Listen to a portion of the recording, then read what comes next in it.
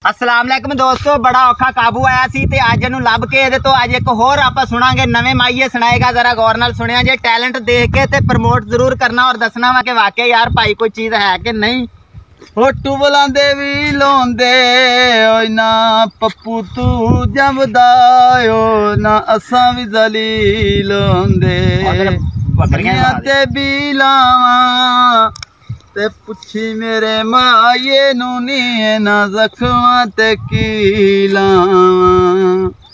मजी छिड़गियां बारां नू तेरे रंगियां बो वेखियां नी थोके देंदियां यार। अल्लाह दी कसम दिलों ही गाउंदा वा।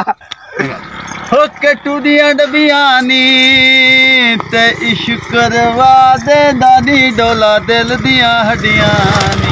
कमाल हो गया बाबा जी, बकरियां दियां मैं मोड़ रहे हैं। हल वगदे ने ओड़ा ते यार गवा बैठियां नी आखे यार गोवा बैठियां नी ना छड़कां दे मोड़ा ते टांगे दियां गदियां नी मार के पुछना है नी सटा किथे किथे लगियां ने। लाल सलारिया तेरे नाल की टुरना नी तेरी था यारिया। नंबर लिखाई वैनी इना मजबूर दी जात भलाई वैनी।